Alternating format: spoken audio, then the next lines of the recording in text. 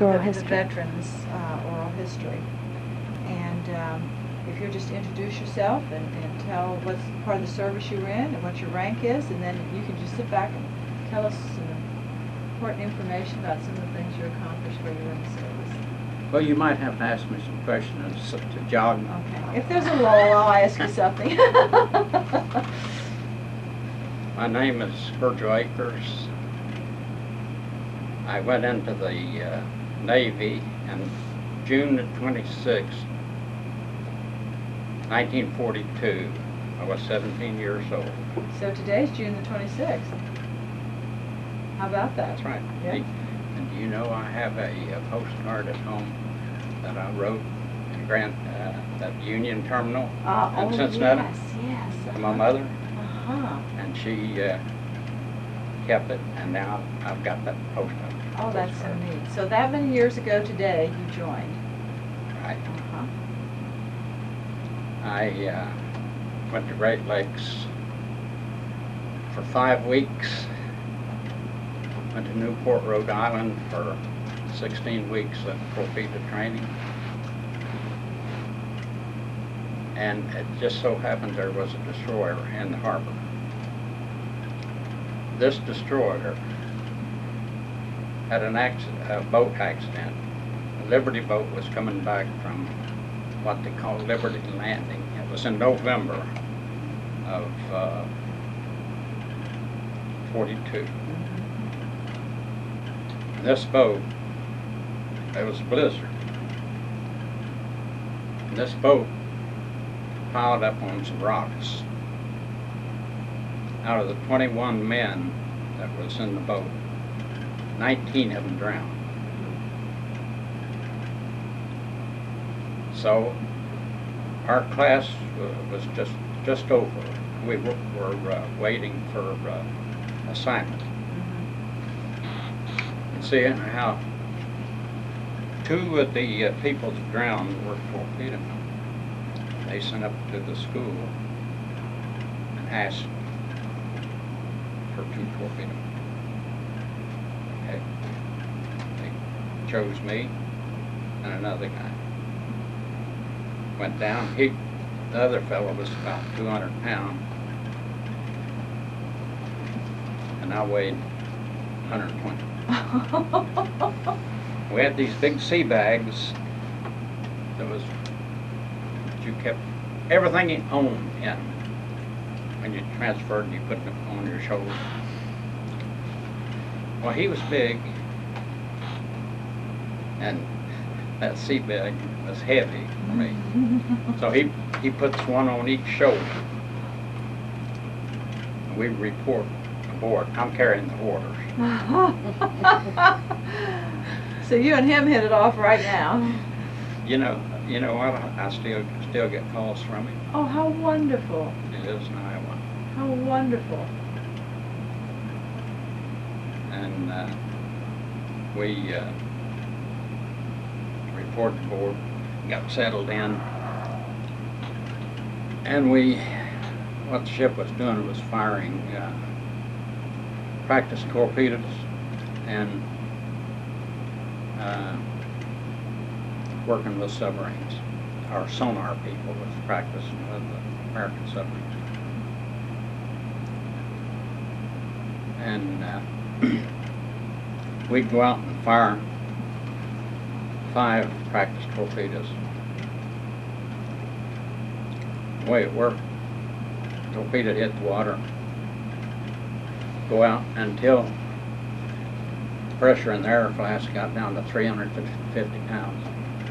Then it would close the valve, and the practice warhead would fill up, and it would float, and they'd pick it up, and we'd Do that again. yeah. I got the chance to go through the torpedo tube and clean it from the powder of the explosion that had shoved the torpedo out of the tube. Because I was small, you know. So I got through there. What a privilege. Grab you by the feet, like twist you this, around a few you know. How often did you have to do that? Every time you fired a torpedo. You had Oh, to- you're kidding me. Even during a battle, you had to get in there and, No, we never used a torpedo in a battle. okay. Never did. We were also in charge of depth charge control and smoke generator. So when we were in a battle, I was probably, there were several times I had to make smoke, smoke something, around something. And, we, for some reason, I seem to have got a whole lot of jobs. You were a good worker. Yeah. I was bridge talker.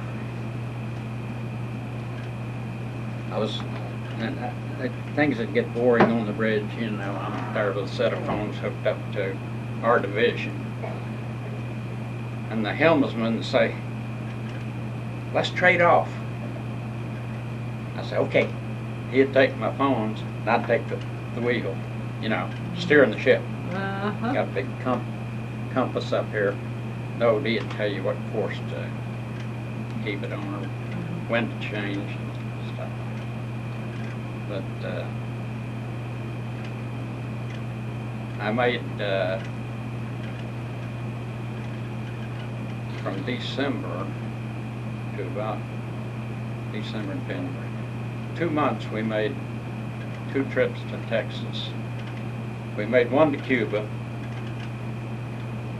and from Cuba we went full speed across the Gulf to Port Arthur.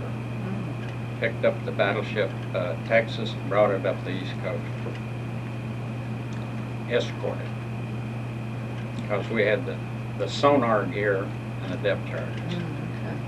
And then the next trip we went to Galveston. Picked up a tanker. Brought it up to Norfolk. And on the way up, one night, we got word from the tanker that they had a man overboard. We was probably someplace off of North Carolina, in that area. And we slowed down, went real slow in case everybody was listening, in the area. But we never found him, so he was just a casualty. And then the first trip we made overseas, we went to Casablanca, Morocco. And I had my 18th birthday there. Did you go to Rick's? Hey, I've had people ask me that. Did you get down to see Rick? Yeah. Did you get Rick's Cafe? Mhm. I said, no. But we took us 3 weeks to get there. We were supposed to resupply off of a supply ship before we came back. And when we went to where we were supposed to meet the supply ship, it wasn't there. Oh, jeez. A German submarine had beat us. Ooh. So, coming back, that took a little less time. Probably took about 12 days. We didn't have anything to eat but coffee, crackers, and beans for 12 days. We didn't get no supplies over there. Yeah. Mhm. So after we came back, then we went with a task force. Had a battleship, had some cruisers, a bunch of destroyers to the Mediterranean. We pulled into Algiers, Oran. We practiced what we were going to do when we invaded Sicily. which was the 10th of July, 1943. So we pulled the invasion there. And either that night of the 10th, coming in, there was some searchlights lit us up. So we took our main battery and shut them down. So that night or the following night, we had a real heavy air raid. We lost one of our ships. We left the States with 8 destroyers. We lost one there from a dive bomb. And after a few days, we went up to Palermo. We took 4 troop transports to Palermo, and we pulled in, got them unloaded, and about 2:30 the next morning, I was standing on the bridge talking to a signalman and the OD, and then we looked up in the sky and heard a bunch of flares. To me, it mean only one thing: big air raid. Yeah. So they bombed us from 2:30 till daylight.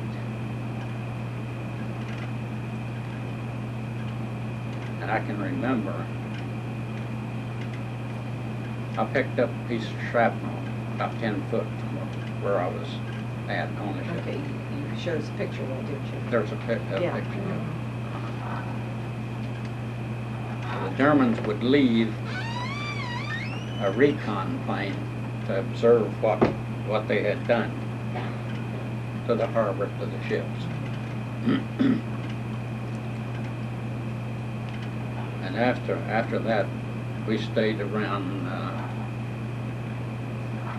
Sicily for over a month. We would go along the North Shore and bombard the retreating Germans. They were heading towards Messina. One night, we had another ship with us, and we went down to the Straits, and we caught them trying to get out. So we sank a big ship and an E-boat, which is a torpedo boat. Like a German sub? No, Is that- E-boat. Something like our PT boat. Okay. Then we got one of the PT boats, we got the ship. And this other E-boat let go 2 torpedoes at us. So what our skipper did, you can see a torpedo wake at night. It don't have to be daytime, you can see it at night. So you had 2 torpedoes coming down like this, we're coming like this. What he did, he just turned like this where they went. On each side, yeah. Yeah. So I got 2 battle stars for Sicily. That's a little bronze star goes on that PTO ribbon. Then after that, we did a few convoys between the East Coast and England. Fact is, I've got records that show that we made 20 trips. And this is before I'm 20 years old. Now, are these, you're escorting, like destroyers and aircraft carriers, you're part of an escort group? If it's just destroyers, what we'd have, we'd come out of New York, we'd form up with a convoy. They might be 60, 80, maybe even 100 ships. You'd have tankers, you'd have troop transports, you'd have cargo ships. We used 16 destroyers, like this, you know, convoys in here. You got a ship like this. The destroyer, escort. And besides that, you'd have one out here about 5 miles ahead of the convoy. It's called a picket ship. And we did that for 6 or 8 months, I guess. That couldn't have been that long because, yeah, because we didn't get into Normandy until 44. So we did convoy duty back and forth, back. Real monotonous. But Real important. very important. About 9 or 10 days one way. Then we got ordered to go to England, and they didn't tell us this, but it was training for the invasion of Normandy. And on June, we were actually supposed to invade June the 5th, but the weather was too bad, so we backed up in the Irish Sea and waited 24 hours and went on June 6th. On June 6th, at 6:30 in the morning, they fired the first shot. We had 3 battleships, we had a lot of cruiser, had a lot of destroyers, I mean, a bunch. There was at one time during the first part of that invasion that General Bradley considered taking the soldiers off. Now, not many people knows that. But you know what he gave credit for saving the beachhead? The destroyer. And there we lost another one out of our squadron. It hit a mine, went down. But you know, we went through all of that fighting over there, and we didn't lose a man. On your ship? And that puts my mind back to this accident, this boat accident, where they lost 19 men. How many men were on a destroyer your size? How Oh, many crew? around 300. 275 to 300.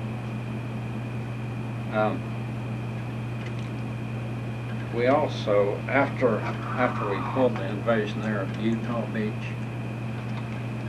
on the 25th of June, we were selected to go and bombard Cherbourg. It's a French city with a good port. That's what they needed. We went down there. We run into a bunch of trouble. One destroyer was hit and lost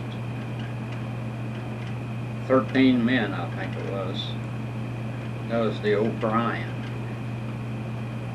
The Texas was hit twice. Texas had to fall out of line and get out of range. The battleship Texas. And if I'm not mistaken, the hits it took was on the bridge. And I was told later they killed everybody on the bridge. On the Texas? USS Texas battleship. We stayed around there. Well, I could tell you all kind of things that happened. I mean, the Germans had radio-controlled glider bomb that we'd see at night. The mother plane would lay off, drop the bomb, and guide it into you by radio.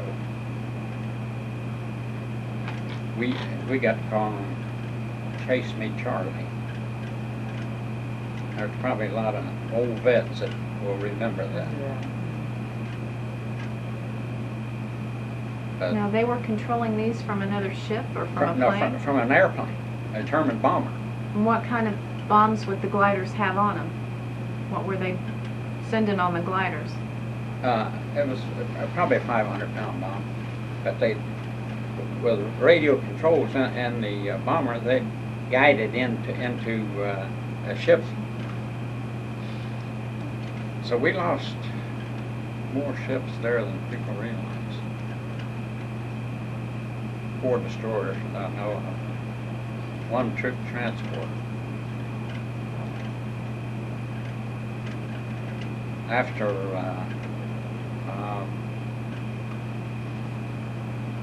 I think it was around the last of,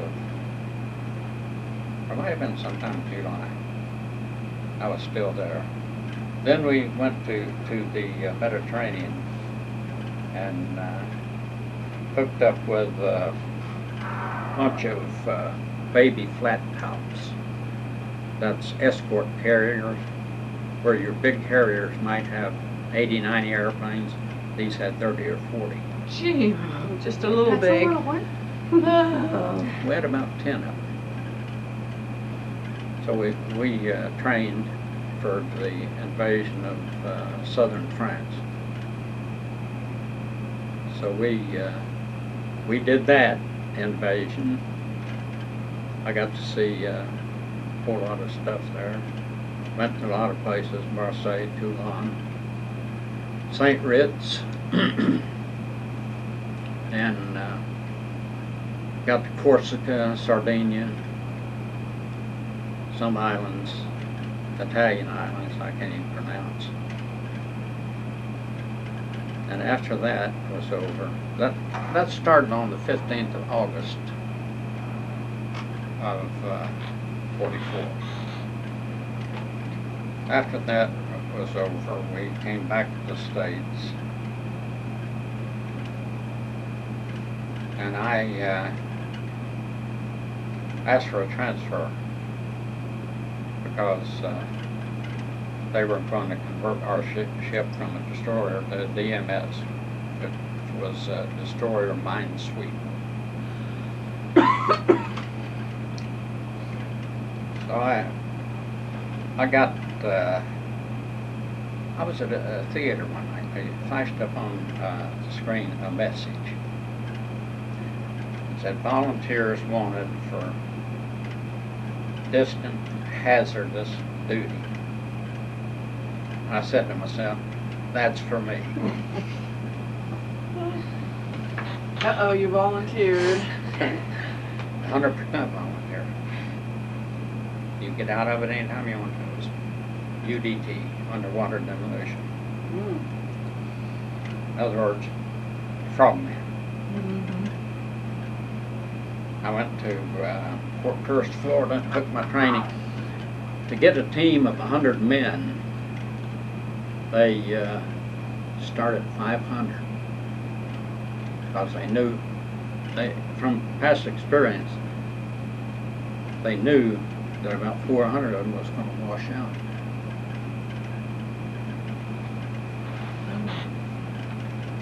I didn't think it was hard. They had a thing they called Hell Week. It was a little tough, but I got through. Got 10-day leave and went home. From there, I went to Chicago, met up with a group of guys going to the same place. They gave me all their records, say, you're in charge, these 40 guys. And that was a big job, because every time we had stopped, they'd run out on the dock looking for booze or something else, you know. And I finally got them there. I got them to Oceanside, California. And our team there got together, and the 19th of August, war wasn't over yet. Bombs had been dropped, but war wasn't over. We left San Pedro on a special transport. We had 97 men. 80 of them was considered combat swimmers. went to Pearl Harbor. From there, went out through the Southwest Pacific. Ended up in Japan on the day they signed the peace, I think it was 2nd of September. And we got orders to go to Nagasaki and knock down what was still standing, you know, from the A-bomb. Well, then they changed the orders, and you say, well, we got a bunch of Japanese submarines out there, why don't you take them out to sea and load them with explosives and sink them? Okay. And the orders changed again. They said, we've got some islands down south of Japan that has never been charted. Go down and chart Kagoshima, and I forget the other island. I got it down someplace. Okay, we charted Kagoshima.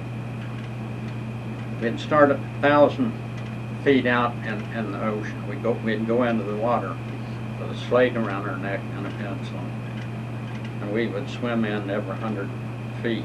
We would sound. We had a sounding line. Drop it down to the bottom and see how deep it was. Another 100 feet like that until we got up to the beach. We got that done, and we, well, funny thing about being there, there was 80 of us. We had 4 boats, and we were all armed, but we see a Japanese car coming with military people in it. They took our CO to the other side of the island, and we thought the 8th Army was on that island.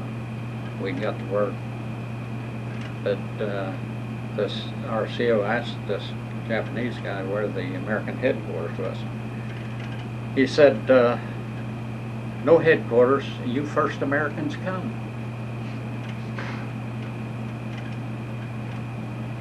And the CO, he got back, asked him, they wanted to surrender to us.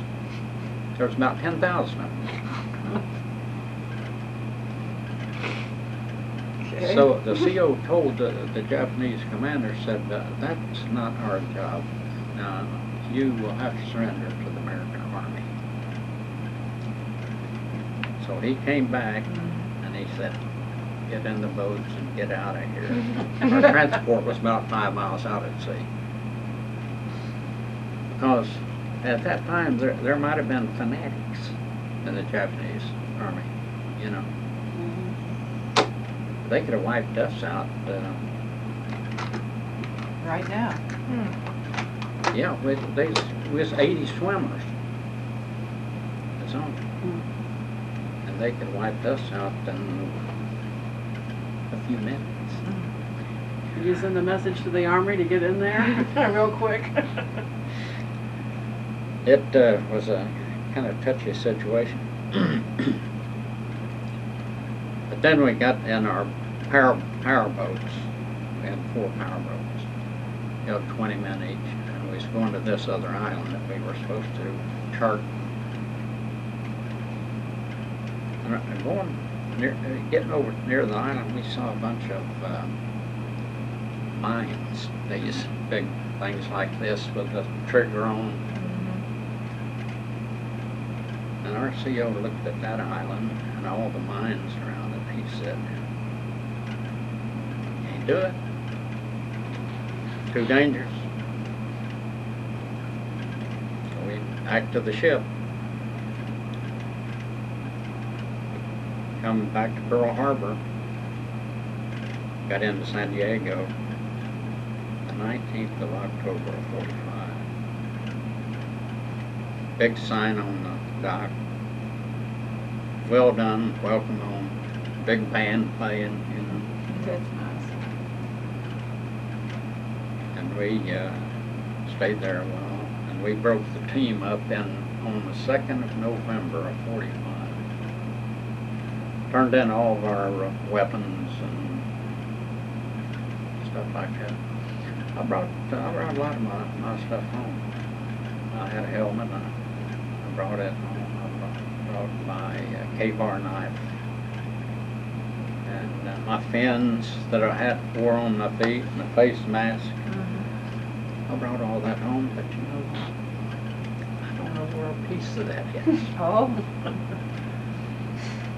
I'd like to have it. Oh, yeah, I imagine.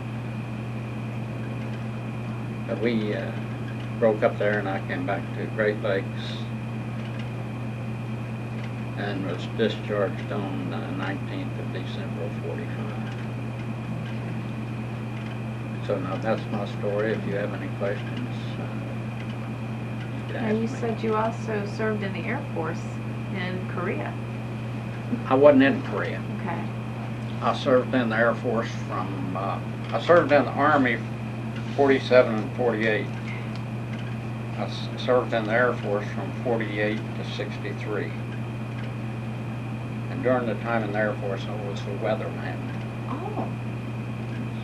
My last 3 years, you know, where Wilmington is up here, they had an air base there. Yeah, I remember. Now, I ran the weather station there, 61, 62, and in the fall of 63, I retired.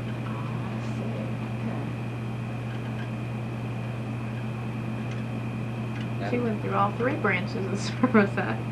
Yeah, they kidded me out of the DAV. They said, "Here comes the triple dipper." Yeah, I imagine they do. So what did you do in the Army? I was supposed to have worked on aerial torpedoes, which I had worked on in the Navy. But at Eglin Field, where I reported to, they just closed down there, that department. And I was in a casual outfit. And a guy from the base weather station came over and said, "We need a few men for OJT weathermen as on-the-job training." Okay. And I said to myself,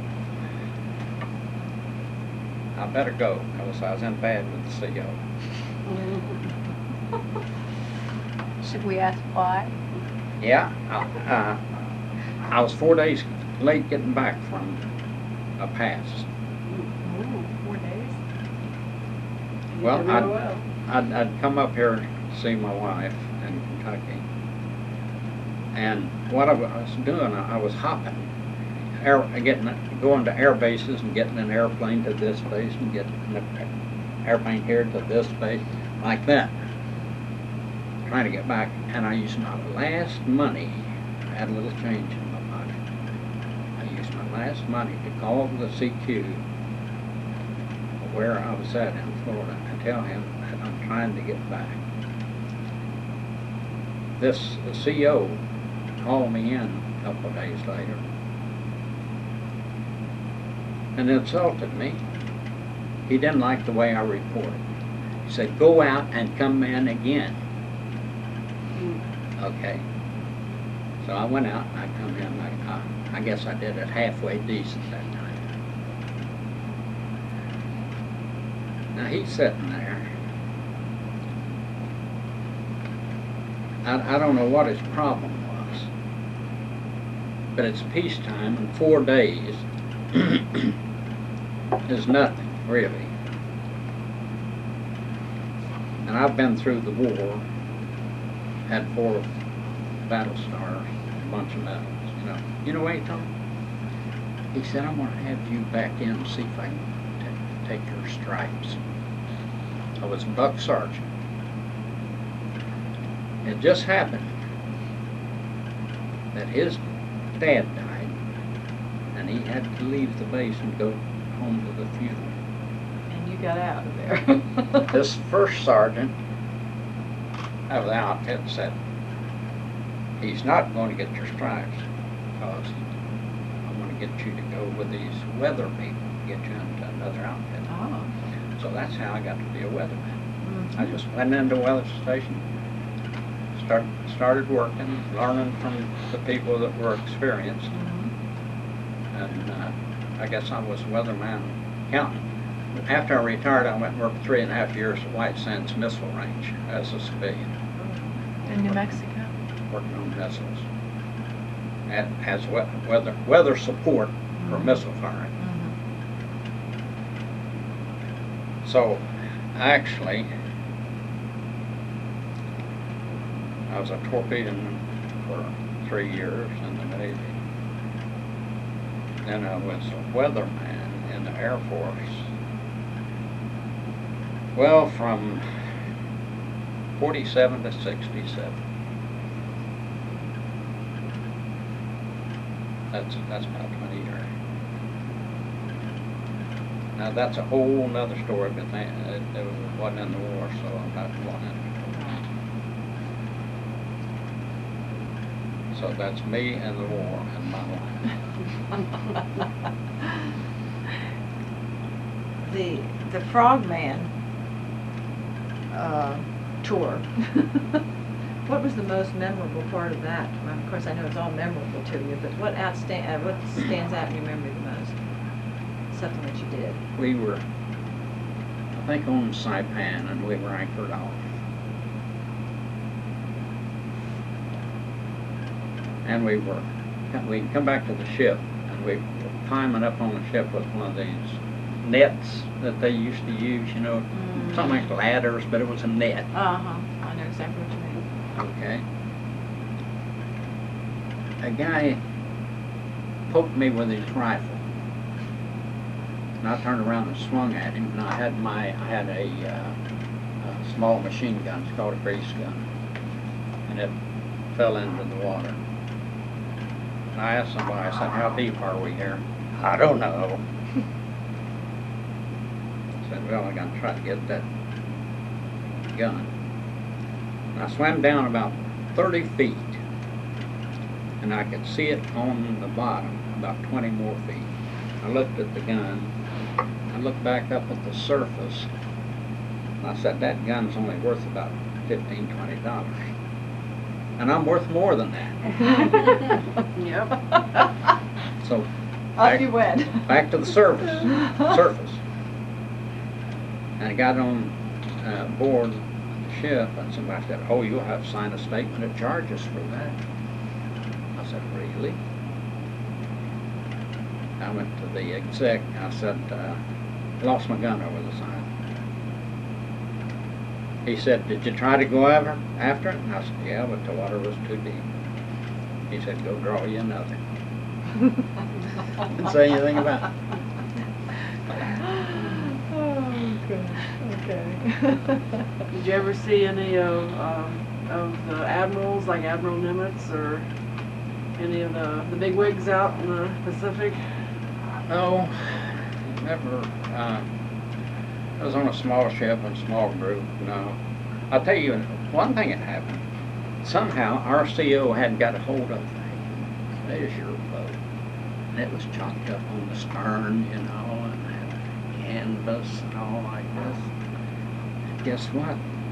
When we got to high water, there was an admiral walking along the dock. He said, "Huh." The guy was telling me I was with him. He said, "That'd look better for me." He said, "I want that boat." And they took it.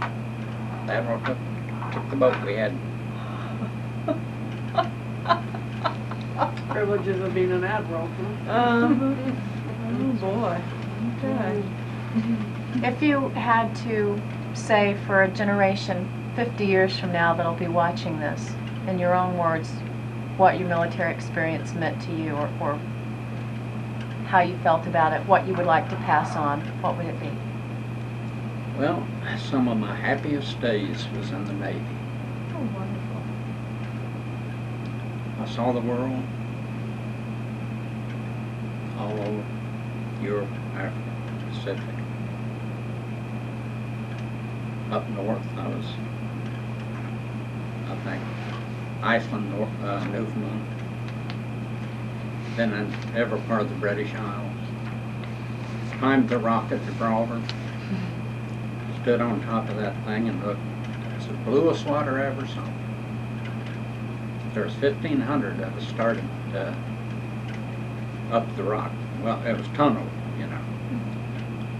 And I got to the top, there's British radar site there. And I looked over to Tangiers, across the straits, looked up back towards Italy. Bluest water I ever saw. It was right there at Gibraltar. So, any negatives that you bring away from your experience? No, because I was in a situation where one day was not like the past day. This day was not like the past. There's always something else. Like in the weather service. Well, we're talking about the war. But I have never been into a job that I could say was monotonous. From 1942 to 1967, it was full speed ahead. That's beautiful. So you do it all again? Yeah, and I dream sometimes of being on the ship. But things seems to have, in my dreams, things seem to have changed. I couldn't find my locker, couldn't find my bunk, you know, it's all messed up. Billy? Oh, that's wonderful. Thank you so much. Real pleasure to have you here.